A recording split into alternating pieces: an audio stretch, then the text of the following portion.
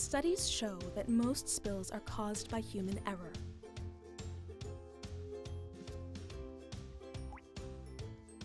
Oil spills can almost always be prevented or contained before they cause damage.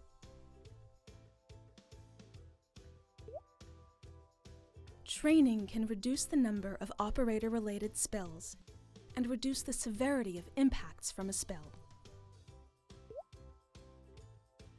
Training will also sharpen operating and response skills.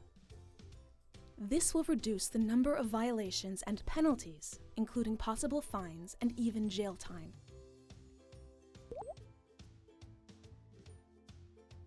This training is required by the regulations of the Environmental Protection Agency. It will provide you with an overview of the SPCC Plan, present spill prevention and response procedures, and identify your responsibilities under this plan, and who to contact in case of a spill. Oil includes all types of oil, including fats, oils, and greases, vegetable oils, and other oils and greases, petroleum, fuel oil, sludge, synthetic oils, mineral oils, and oil refuse or oil mixed with other wastes, or where oil is part of the material according to the safety data sheet. Your facility is required to develop, implement, and maintain an SPCC plan because your facility's above-ground oil storage volume exceeds 1,320 gallons, which makes your facility have a high risk of large spills. Containers that contain less than 55 gallons are not regulated under the SPCC plan. But don't forget, they are still covered by your SWPCP. The SPCC plan has been prepared to meet federal and state regulations. The plan evaluates your facility's spill potential of overflows, leaks, and ruptures, and predicts the probable spill quantity, rate, and direction from each source. It also describes measures you need to implement at your facility to prevent oil discharges from occurring and to prepare the facility to respond in a safe, effective, and timely manner to mitigate the impacts of a discharge. Employees are required to be trained on the SPCC plan if they handle oil or oil products. This includes handling, transferring and fueling, storage, spill response activities, or maintenance of oil-containing equipment. Training is required annually, and new personnel must be trained upon hiring before they handle oil. SPCC plans must be updated to reflect changes at the facility that affect spill potential, or is needed to incorporate administrative changes. Reviews are also done every 5 years. When there is a revision, all personnel must be informed of the change and trained on new or modified procedures as necessary. Have there been any recent revisions to your plan? All plans are site-specific. During this portion of the training, supervisors will need to pause the video when you see the pause button and review the section from your plan with your staff. Oil from your site that enters the city's storm drain system makes its way untreated into receiving waters. This means that any pollution from your site that enters the storm drain will ultimately end up in our ocean. Pause the video now to identify your facility's potentially affected waterways and the discharge location, which are shown on the map in your plan.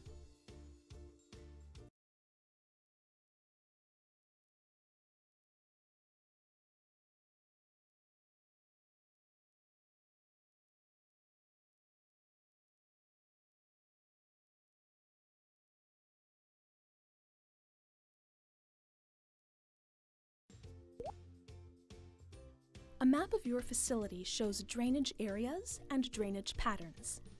Be sure to take note of locations of storm drain inlets and piping, types of ground surfaces, flow directions, the locations of oil-water separator inlets, and locations of spill kits. Pause the video now to discuss your facility's site plan. If the site plan does not reflect your current facility layout, the SPCC plan must be updated, which might require recertification.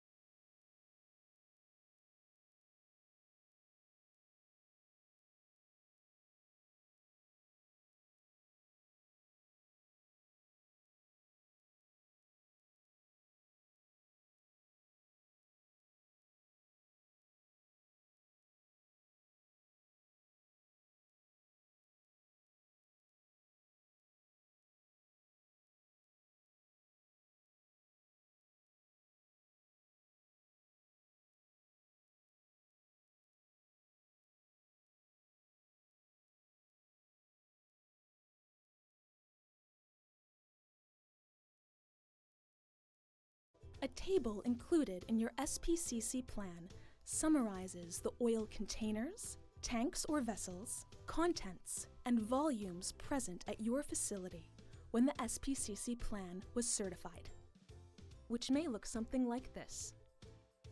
If there have been changes since then, a revision is required which needs recertification.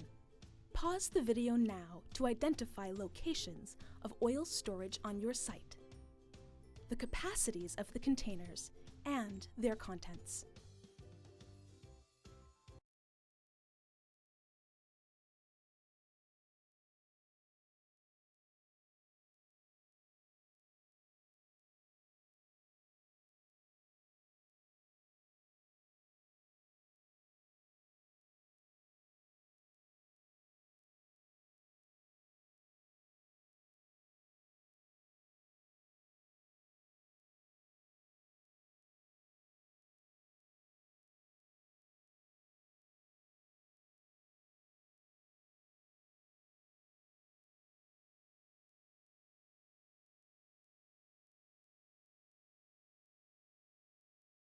Spills often occur when fuel is delivered. Follow these procedures to minimize spills. Conduct these operations on paved areas, only during daylight hours or with adequate lighting. Ensure the driver observes the entire delivery operation and places a bucket or absorbents under hose connections to collect drips or leaks. Take note of and report any unusual activities. Check the tank level throughout the filling process. Do not overfill, as this will cause a spill. Use a dipstick before and after loading, unloading procedures if there is no overfill alarm. Verify that the vehicle and equipment are grounded. After filling the tank, check the fueling vehicle for leaks so it does not leak while in transit. Record spills in both SPCC and SWPCP plans. The SPCC plan identifies possible spill hazards at your facility, which may look something like this. Pause the video now to review the expected volume, discharge rate, general direction of flow in the event of equipment failure, and means of secondary containment for different parts of the facility where oil is stored, used, or handled.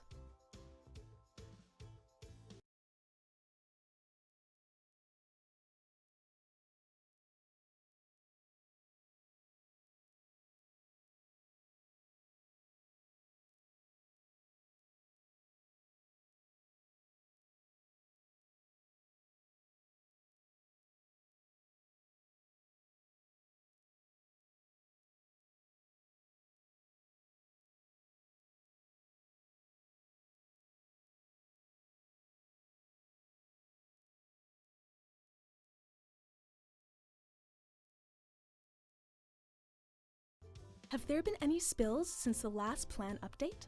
Since that time, has there been any malfunctioning equipment that needs repair? Any spills? Were there any changes to the site or operations? Pause the video now to review the facility's spill history so future spills can be prevented.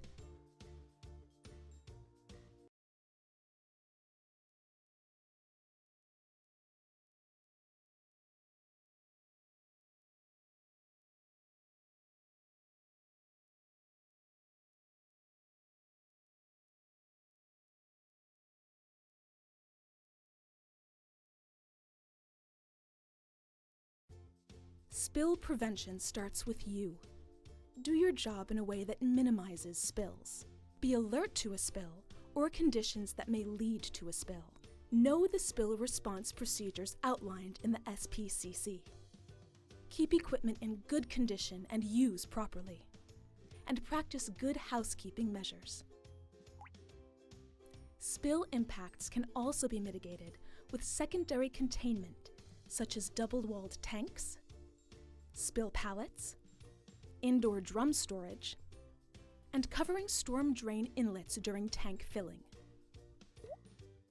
The facility is required to perform inspections, tests, and evaluations listed in the Inspection and Testing Program table, which may look something like this. Pause the video to discuss requirements for inspection and testing and who is responsible for them.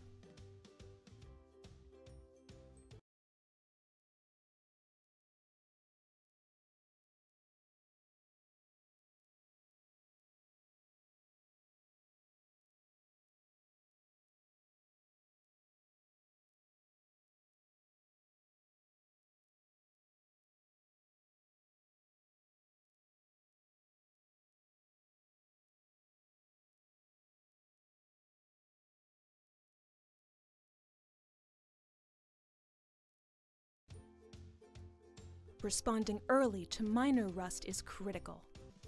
Don't wait until the rust becomes worse. Inspect the entire tank. Don't forget to look underneath. Spill prevention also includes corrosion protection, overfill prevention systems, security, lighting, visual observations, proper loading and unloading procedures, as well as personnel training. Annual inspections of the facility are required by the SPCC Plan.